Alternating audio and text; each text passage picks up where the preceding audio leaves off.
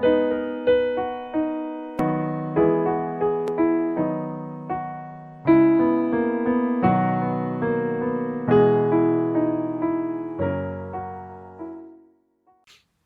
el Nuevo Testamento encontramos muchas personas que conocieron de forma directa a Jesucristo. Y entre los que conocieron, por supuesto, estaban los discípulos y sus apóstoles. Mateo y Lucas hablan de su nacimiento virginal, el nacimiento virginal de Jesús, pero por las Escrituras sabemos que siempre había existido. Él es el Verbo eterno, el Verbo hecho carne.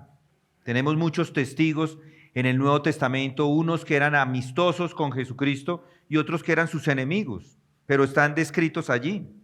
Tenemos, además de eso, el testimonio de la iglesia, de que Jesús era el Dios hecho hombre. Ignacio de Antioquía, que escribió una carta a los Efesios, y allí dice que Dios apareció en forma humana.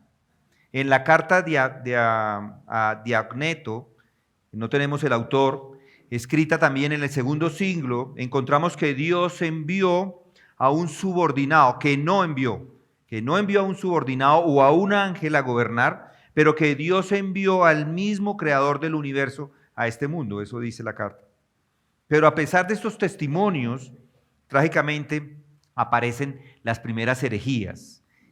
Y estas herejías negaban la humanidad de Jesús. Y el mismo apóstol Juan advirtió de esta visión errada que más tarde se llega a conocer como el docetismo.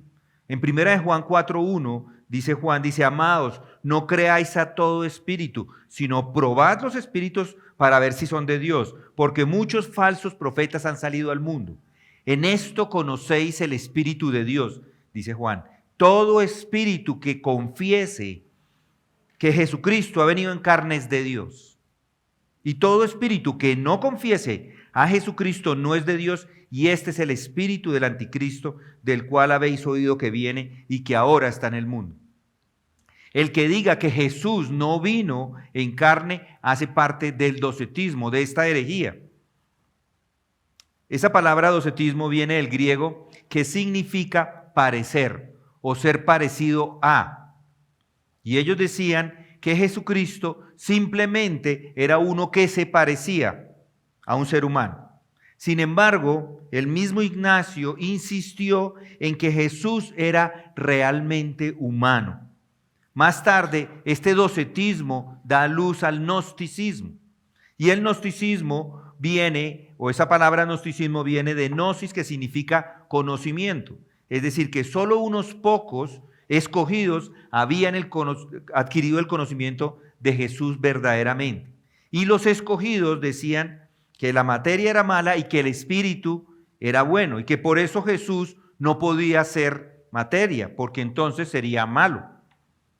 Pero igual, la iglesia rechazó esto, y leemos de ese rechazo en el Evangelio de Tomás, el Evangelio de Judas, el Evangelio de Pedro, cartas que no son inerrantes, pero que hablan del rechazo de esta iglesia temprana a estas herejías. Luego muchos otros líderes de iglesia rechazaron esas posiciones que continuaban permeándose, entrándose a la iglesia. Y al mismo tiempo, los verdaderos creyentes desde ese comienzo, desde ese inicio, empezaron a afirmar que Cristo es totalmente hombre, como totalmente Dios.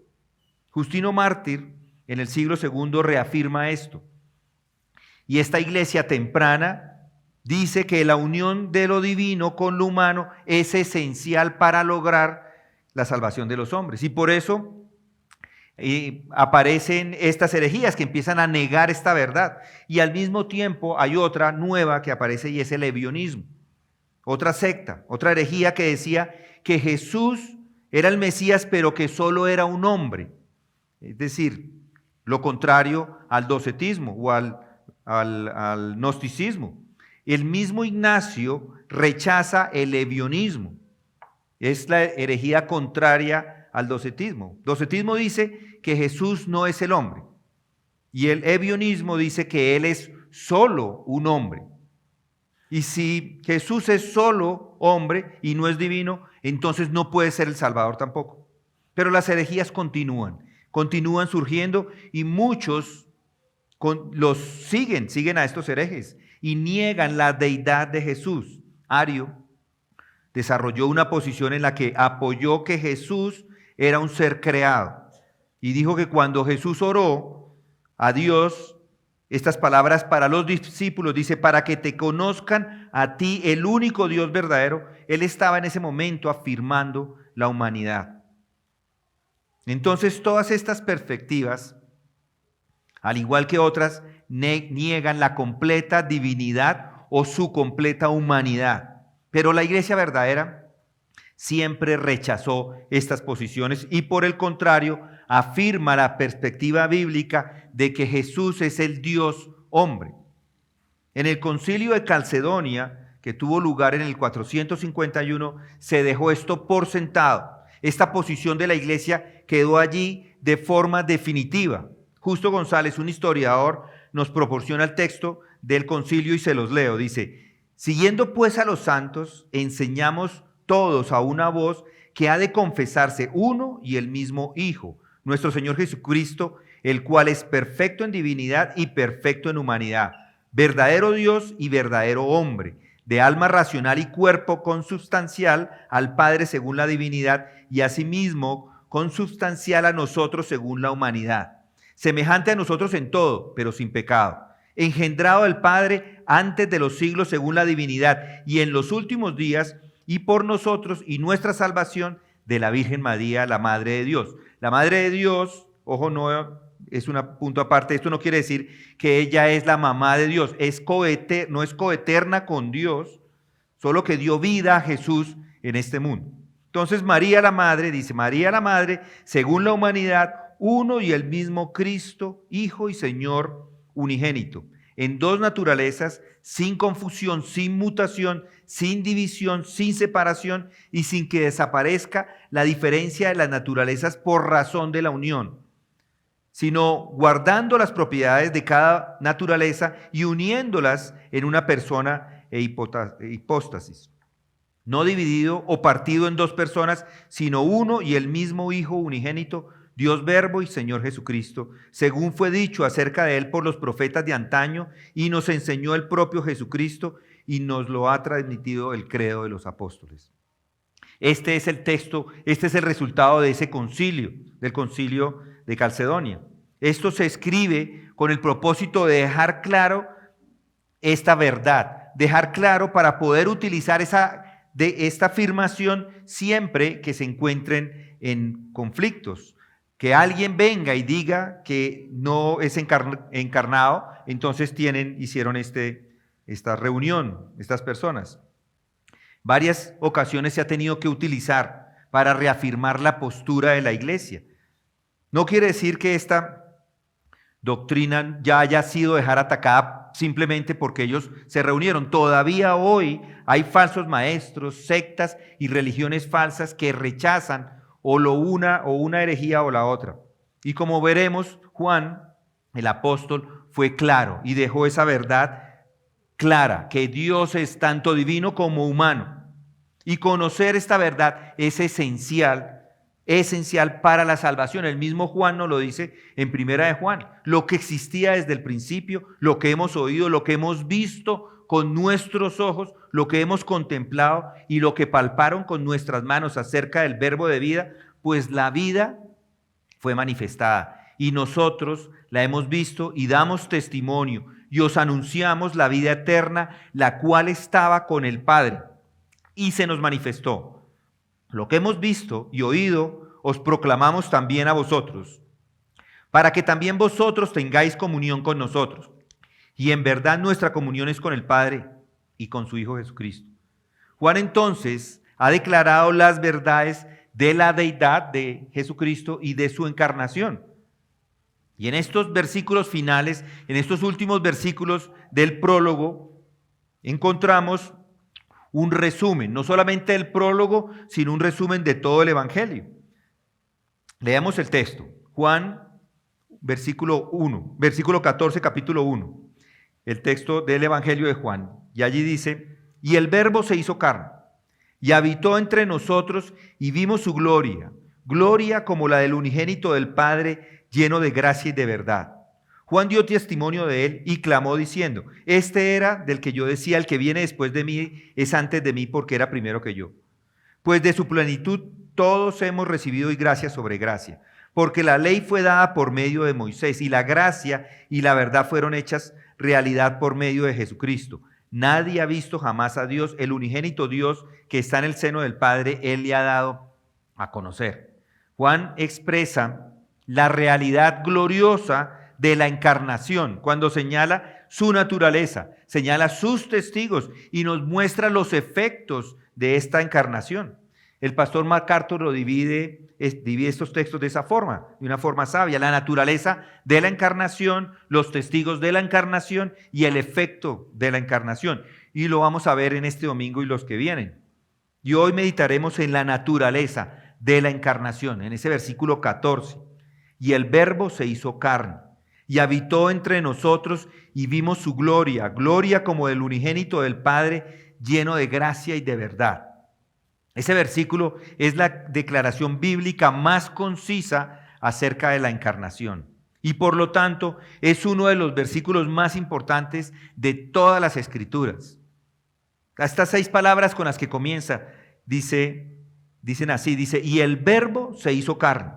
Estas palabras expresan un hecho real de que Dios asumió la humanidad en la encarnación. El que era infinito se hizo finito. La eternidad entra al tiempo. Lo invisible se hace visible. El Creador entra a su creación.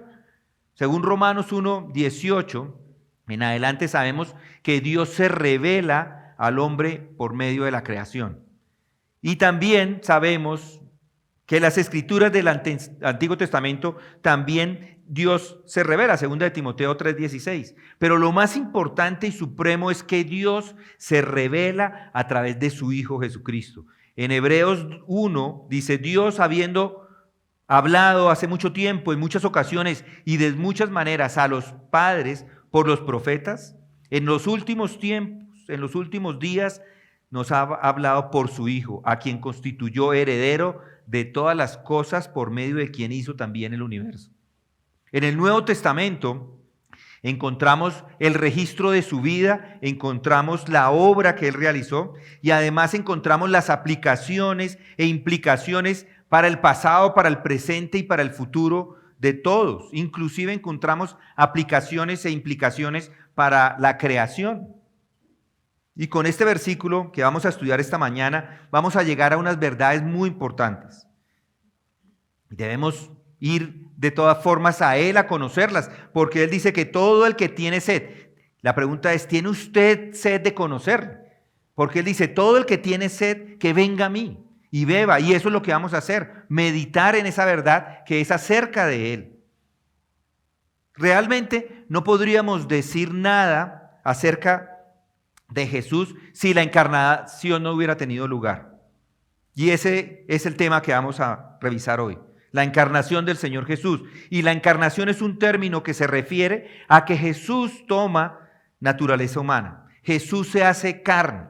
Él es la segunda persona de la Trinidad. Y en un momento en la historia, Él asume la naturaleza humana. Y esto es uno de los misterios más grandes que encontramos en las Escrituras. Es misterioso en el sentido de que no podemos entenderlo completamente.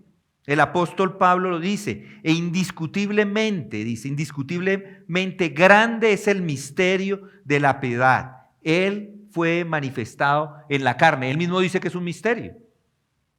Así que este misterio es una de las cosas que nunca podemos entender completamente. Lutero tenía razón cuando dijo, necesitamos palabras nuevas, necesitamos un nuevo lenguaje, estaba diciendo él, para establecer adecuadamente la encarnación del Señor Jesucristo.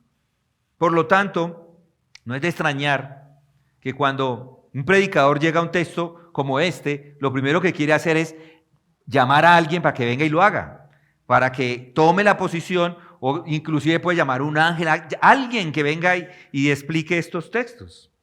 Yo lo pensé, alguien que venga, alguien y haga el texto. Mis hermanos, la encarnación es una de las enseñanzas más importantes que tenemos en las Escrituras. Porque a través de la encarnación, el Hijo puede ahora morir. Si Él no se encarna, no puede morir. Porque a través de la encarnación llega la liberación del poder del pecado. Como lo dice el autor de la epístola a los Hebreos. Dice, así que por cuanto los hijos participan de carne y sangre, Él igualmente participó también de lo mismo, hablando de Jesucristo, para anular mediante la muerte el poder de aquel que tenía el poder de la muerte, es decir, el diablo. Eso, por supuesto, no podría decirse si Jesucristo no hubiera asumido la naturaleza humana. No tendríamos un gran sumo sacerdote, misericordioso y fiel, si la encarnación no hubiera tenido lugar. Ese mismo autor dice, porque no tenemos un sumo sacerdote que no pueda compadecerse de nuestras flaquezas, sino uno que ha sido tentado en todo como nosotros, pero sin pecado. Y el apóstol Pedro, en 1 de Pedro 2, dice, él allí nos muestra un ejemplo a emular. Dice, pero si el Señor Jesucristo no se hubiera encarnado, ¿cómo podemos emularlo si no lo vemos? Él dice allí, dice, porque para este propósito habéis sido llamado pues también Cristo, llamados. Pues Cristo sufrió por vosotros, dejándoos ejemplo para que sigáis sus pisadas. Hay muchas razones que encontramos en las Escrituras por las cuales la encarnación es importante. Estas son suficientes hoy para resaltar el hecho de que es una de las doctrinas más importantes que encontramos en la palabra de Dios. En estas palabras, en este versículo 14, tenemos la afirmación de la encarnación, del Verbo que estaba con Dios y que era Dios y que ha venido a este mundo. Es como dice uno de los grandes comentaristas, Leon Morris, dice, esta es una breve expresión demoledora en la que Juan revela la idea misma que está en el corazón del cristianismo. Esto es el centro. El Verbo se hizo carne. Esto es lo más importante que usted debe saber en este día. El Verbo vino a este mundo. Juan acababa de decir en sus palabras anteriores que él fue encargado de crear este mundo. Dice allí el versículo 3, 1, 3, dice, todas las cosas fueron hechas por medio de Él, esto es Cristo, y sin Él nada de lo que ha sido hecho fue hecho. Pero no solamente hizo la creación, no solamente participó en la creación, sino que participó en el nuevo nacimiento. Y en el versículo 12 y 13 encontramos que Él también es el que participa en la creación espiritual, en ese nuevo nacimiento.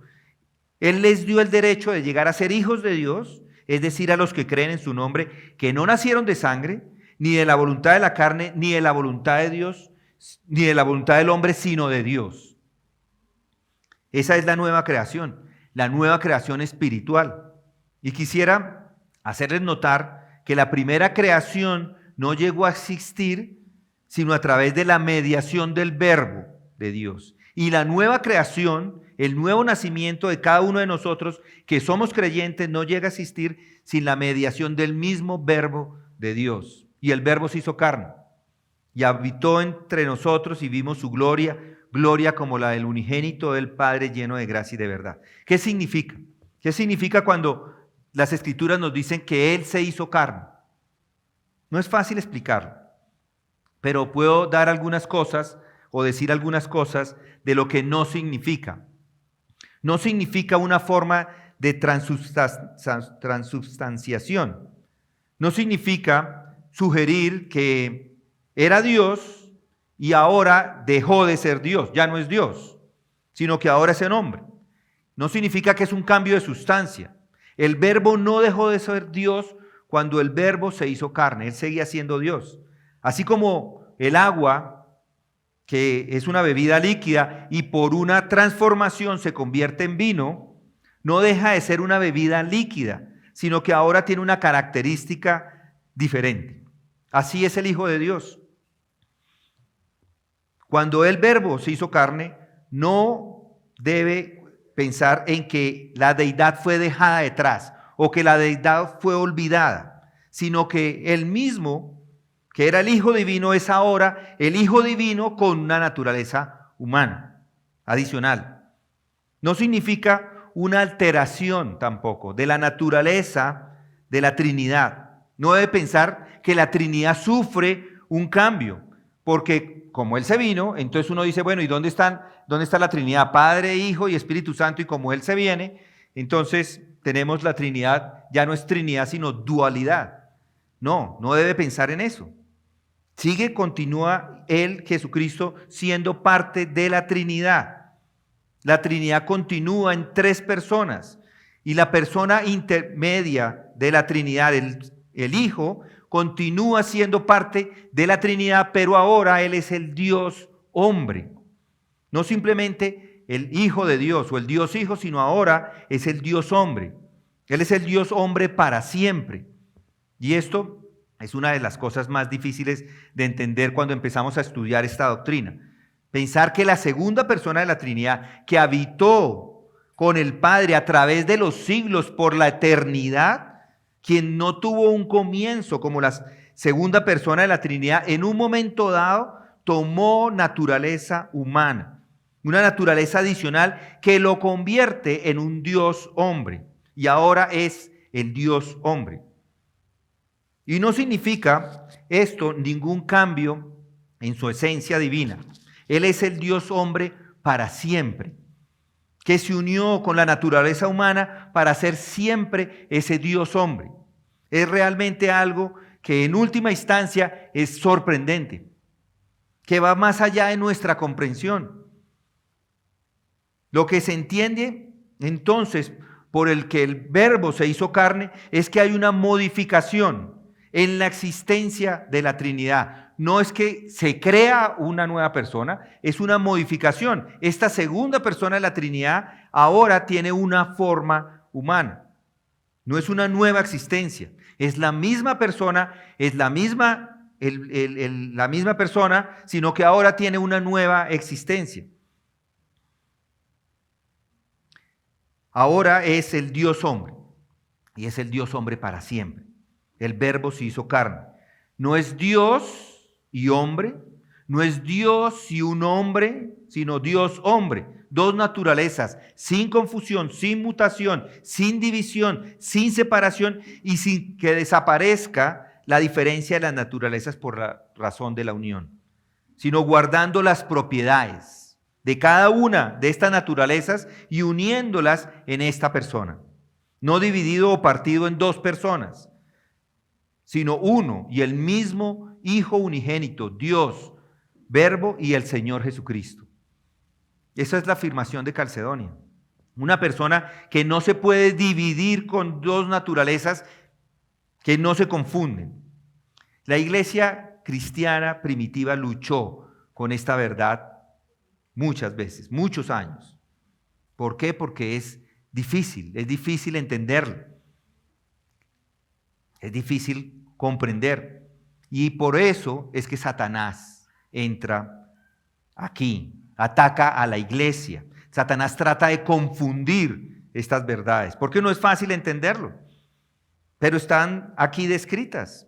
Él esperaba, Satanás, que en última instancia no adoráramos a Dios como es Dios, sino que adoráramos a otro humano. Y si logra confundir esto, está simplemente desbaratando el cristianismo, porque el cristianismo, el fundamento del cristianismo es lo que se dio en el momento en que el Hijo de Dios se hace hombre, en el momento que Él se encarna. Por eso la iglesia primitiva, guiada por el Espíritu Santo, se reúne muy temprano y escribe en ese concilio de Calcedonia. Se reúnen para acordar una afirmación de lo que todos ya sabían, porque Satanás se estaba metiendo en ese momento, confundiendo a la iglesia. Y escriben en ese concilio 4 adjetivos. Dice, sin confusión, sin mutación, sin división, sin separación. Sin confusión quiere decir que son claramente definidos. Hay uno de un lado y otro del otro. La divinidad y la humanidad de Cristo. Sin mutación quiere decir que no cambió. No es que ahora que vino a ser Jesucristo, entonces su parte divina es diferente. Sin división, no se puede dividir. Sin confusión, sin separación. Esto quiere decir que guarda las propiedades de cada naturaleza y están unidas en una persona. No está dividido o partido en dos personas, sino uno y el mismo Hijo unigénito, Dios Verbo y Señor Jesucristo. Cuando decimos 100% Dios y 100% hombre, a los matemáticos les llega a la mente, pero ¿cómo puede ser 100%? ¿No será 99 o 50? Porque 100% y 100% no se puede. Matemáticas, eso es imposible, pero así es. Él es completamente hombre como lo es completamente Dios. El Verbo se hizo carne. La segunda persona de la Trinidad tomó una naturaleza adicional para sí mismo. Y esto es lo que al final permite la redención. Esto es lo que al final permite la salvación de los hombres. Porque Él debe morir, venir y morir por los hombres. Pero también debe ser una persona divina, debe ser Dios, para que ese sacrificio sea un sacrificio con mérito infinito, eterno. Para que ese sacrificio sea suficiente para poder cubrir todos los pecados, Él debe venir y morir como hombre y morir como Dios. No que muera Dios, Dios no muere. Mis hermanos, la Trinidad es difícil de entender y por supuesto la naturaleza del Hijo de Dios es igual difícil de entender. Es un misterio, pero voy a tratar de dar una ilustración para que nos ayude a entenderlo. Un hombre puede sentir frío con su cuerpo y al mismo tiempo puede estar orando a Dios con su mente. Estas dos formas, estas dos experiencias de ser experiencias conscientes son distintas, son dos cosas diferentes. No ora con su cuerpo y no siente frío con su mente. Sin embargo, esta dualidad y esta distinción están dentro de su conciencia y constituyen una unidad de la persona. Aunque tenga estas dos conciencias de frío y de oración, sigue siendo una sola persona. Así es el Señor Jesucristo. Es una persona humana y es una persona divina. Estaba constituido de naturaleza divina y de naturaleza humana. La naturaleza divina tenía una serie de experiencias propias que son de su naturaleza divina. Y lo mismo la naturaleza humana tiene una serie de experiencias propias de su naturaleza humana. Es igual que la mente del individuo y es igual que el cuerpo del ser humano. Las experiencias de la naturaleza divina eran como esa mente y la experiencia de su naturaleza humana eran como las experiencias que siente el cuerpo en la ilustración que di. Las experiencias de la naturaleza divina son diferentes a las experiencias de la naturaleza humana. Pero al mismo tiempo hay algo que sujeta a estas dos experiencias. Y la vida de nuestro Señor Jesucristo nos muestra, nos da evidencias de que la presencia de la naturaleza divina y la naturaleza humana estaban en la misma persona. Por ejemplo, cuando el Señor Jesús estaba en el pozo en Samaria y allí se acerca una mujer. ¿Qué dice él allí? Él dice que estaba cansado y sediento. Esa es una naturaleza, eso es parte de esa experiencia de la naturaleza humana. Estaba consciente de la sed, estaba consciente del cansancio, pero también al mismo tiempo estaba consciente de que era la segunda persona de la Trinidad, que era el unigénito Hijo de Dios, el que venía a este mundo.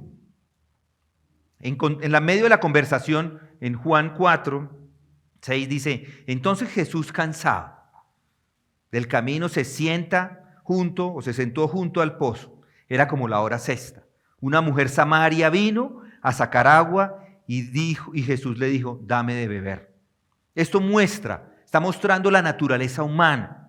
Esto es importante entenderlo. Es importante porque le va a dar claridad a todos, nos da claridad a todos en las diferentes circunstancias que se encuentra Jesucristo. En este momento, hasta ahí, estamos viendo la naturaleza humana.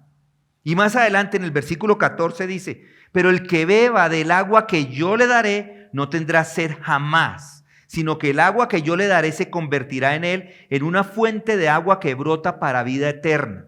La mujer le dijo, dame, Señor, dame esa agua para que yo no tenga sed ni venga hasta aquí a sacarla. Y luego en el 25 le dice, y la mujer le dijo, sé que el Mesías viene, el que es llamado Cristo. Cuando Él venga, nos declarará todo. Y Jesús le dice, yo soy el que habla contigo.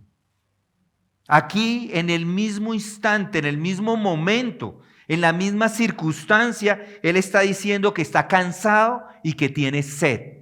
Eso no lo puede decir de su naturaleza divina, porque en su naturaleza divina ni siquiera lo necesitaría. Era consciente, sin embargo, de su naturaleza divina, de que es la segunda persona de la Trinidad. Entonces, la primera conciencia es fatiga por su naturaleza humana. La conciencia de que Él es divino, el Hijo de Dios, proviene de la naturaleza divina. Si no hubiera tenido la naturaleza humana, no podría haber tenido cansancio. Y si no hubiera tenido la naturaleza divina, no podría estar diciendo que era la segunda persona de la Trinidad. ¿Sí lo notan? Esto es clave. Esto es muy importante. Además que es muy práctico. Porque la persona divina, para que pueda hacer esa obra redentora, tenía que hacerlo desde el cielo, porque o si no, la salvación no sería para siempre. Si hubiera sido solo un hombre, nosotros estábamos perdidos todavía en nuestros pecados, porque ese hombre habría muerto y se habría acabado. Pero como es eterno, entonces esa muerte continúa sirviéndonos a nosotros como el instrumento para llevarnos al Padre. Él puede ser al mismo tiempo nuestro gran sumo sacerdote y entender inclusive todas las cosas que experimentamos en este mundo porque se hizo hombre. Él posee una humanidad verdadera, una humanidad genuina, sin embargo sin pecado. Y por lo tanto conoce todas las pruebas y las luchas de todos nosotros. En su humanidad, Él mismo tuvo que tomar decisiones acerca de si seguía o no seguía la voluntad de Dios. En su humanidad era completamente humano. Las tentaciones no son irreales para Jesucristo, son tentaciones completamente reales. Él las sintió y las sintió inclusive más que lo que sentimos nosotros una tentación. ¿Por qué? Porque Él no pecó. ¿Qué pasa cuando nosotros tenemos una tentación? ¿Qué pasa? Pecamos. Una tentación, pecamos. Es fácil salir de la tentación, porque una vez que entra la tentación y pecamos, ya estamos por fuera de la tentación. Jesucristo no. Él todo el tiempo luchó con las tentaciones y nunca pecó. Cada tentación para Jesucristo era más fuerte. Nosotros fallamos y caemos, pero para Él, fuerte. No se conoce, no vamos a poder nunca conocer la verdadera dificultad de la tentación por el hecho de que fallamos. Pero nuestro Señor ha conocido la tentación en su naturaleza más intensa y la ha vencido. Y por el hecho de que Él ha vencido la tentación en ese grado más intenso, es capaz de entender las experiencias que cualquiera de nosotros experimentamos en las tentaciones. Y porque Él ha vencido, sabe que ahora en nuestro gran sumo sacerdote, sabiendo que nuestro gran sumo sacerdote ha vencido, podemos venir a Él y confiar en Él. Y Él promete que nos va a preservar a través de las tentaciones y las pruebas, porque Él tiene una naturaleza igual a la de nosotros. Esta es una de las doctrinas más prácticas, de saber que Él mismo lo vivió, que Él se hizo carne, que el que estaba con Dios, el que era Dios, ha venido a estar con nosotros y nos conoce y conoce nuestro sufrimiento, conoce nuestras experiencias y tiene la fuerza para liberarnos. Pero Él también es divino. Juan dice, y habitó entre nosotros, es decir, que hizo tabernáculo entre nosotros. Por supuesto, esto viene, esa palabra habitó, es tabernáculo, y Dios le dijo a Moisés que construyera un tabernáculo. Le dijo a Moisés, harás un tabernáculo con 10 cortinas de lino fino torcido y tela azul, púrpura y escarlata. Le harás con querubines, obra de hábil artífice. Éxodo 26:1. Y luego le dice, la tienda de reunión delante del Señor, en la que yo me encontraré con vosotros para hablar allí contigo. Él le dice que arme esta tienda y que va a venir Dios y a hablar con él en ese lugar, Éxodo 29:42. Así que el tabernáculo es el lugar donde Dios moraba. Pero cuando vino el Señor Jesucristo a este mundo, el tabernáculo es su cuerpo. Él moró en medio de nosotros en su cuerpo. Y en el Antiguo Testamento los sacrificios se hacían en el tabernáculo. Cuando Jesucristo viene, Él es el último sacrificio. Él es el que va a la cruz y muere por todos nosotros. En el tabernáculo se ofrecía adoración a Dios. Y es a través de Jesucristo que se ofrece la única adoración genuina hoy día. Por Él ofrecemos el sacrificio de alabanza a Dios continuamente. Toda oración, toda alabanza, toda acción de gracias solo puede venir a Dios a través del mediador, y ese mediador es Jesucristo. Así que el Verbo se hizo carne y tabernaculó entre nosotros. Si esa palabra existe, no sé si existe, pero está perfecta para lo que necesitamos. Jesús es divino, Jesús es Dios. Juan lo atestigua diciendo, y vimos su gloria, gloria como la del unigénito del Padre, lleno de gracia y de verdad. En efecto, dice que verlo era el lugar o el punto para la fe, punto de partida. Vimos su gloria y se define como la gloria del unigénito del Padre. Ahora bien, ¿qué significa unigénito? Unigénito del Padre. No significa que nació, lo primero que hay que decir. Sí fue engendrado como hijo en relación a la humanidad, pero Jesús nació, no. Jesucristo, el eterno, siempre ha existido. Él no nació, Él cambia su naturaleza, Él entra a este mundo y nace en su naturaleza humana como hombre, pero es Dios hombre. ¿Estamos? En lo que respecta a su esencia divina, posee la esencia de la deidad eternamente divina. Y vimos su gloria, gloria como la del unigénito del Padre. Y unigénito significa simplemente único. Cuando Isaac fue hijo de Abraham, se dice que fue el hijo unigénito. Abraham tuvo otros hijos, pero no tuvo un hijo como Isaac. Isaac fue el único hijo.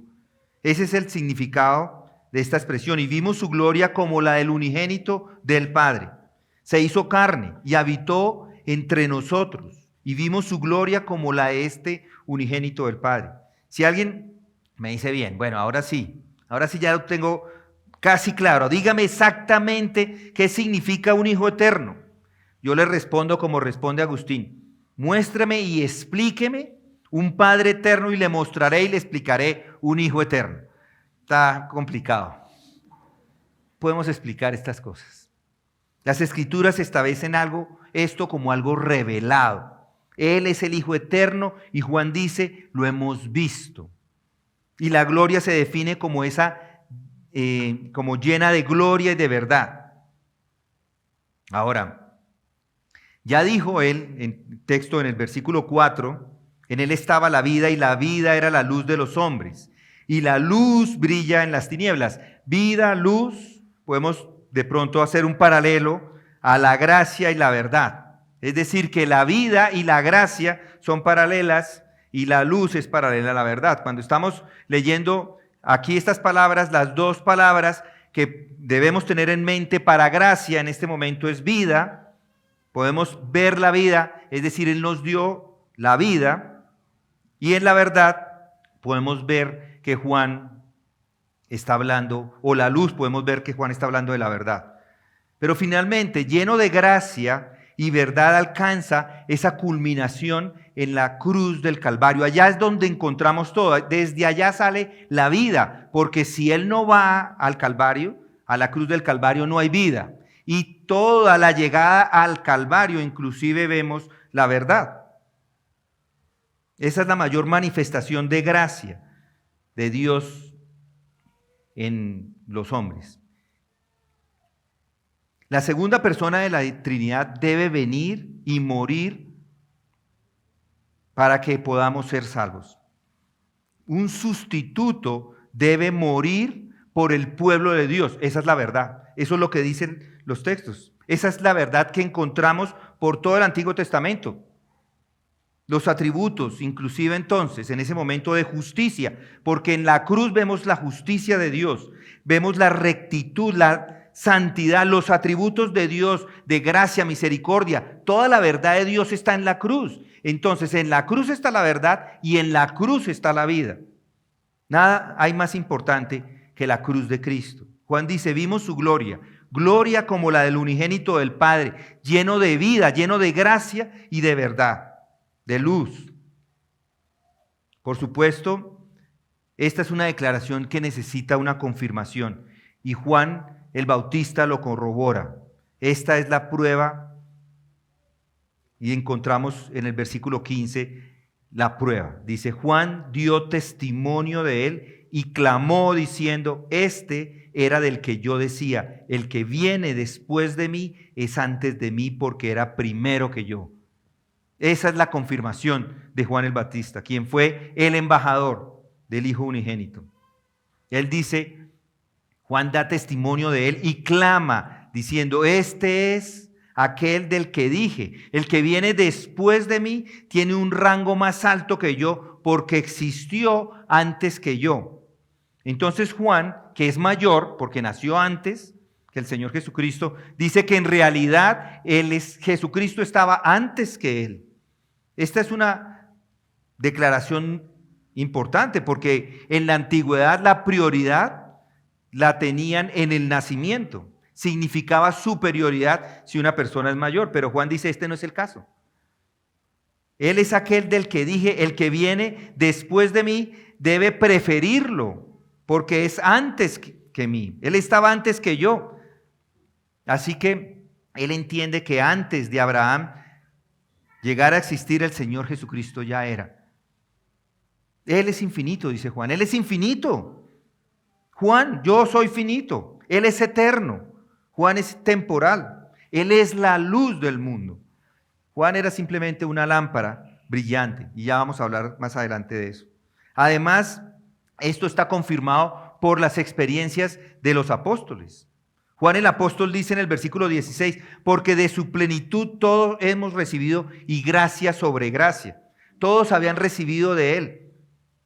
Y esto quiere decir que todos han tomado esos recursos inagotables de gracia y de verdad.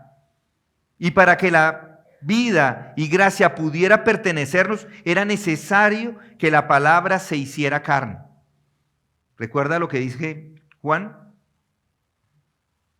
La caja de alabastro tenía que romperse para que el ungüento pudiera llenar la casa. Lucas 7:37. O en otras palabras, la humanidad de Cristo tuvo que ser cortada en pedazos para que esa riqueza que estaba almacenada en Él pudiera ser vertida en nosotros. Dios se acercó a nosotros en la vida de Jesús de Nazaret, pero solo se convierte en nuestro sustituto cuando muere en la cruz. La encarnación es necesaria para que pudiéramos decir como Juan, hemos contemplado su gloria.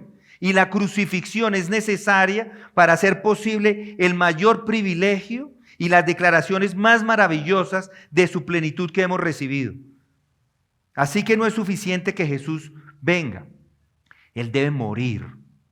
No es suficiente para nosotros decir, hemos visto al Señor Jesucristo. Él debe morir.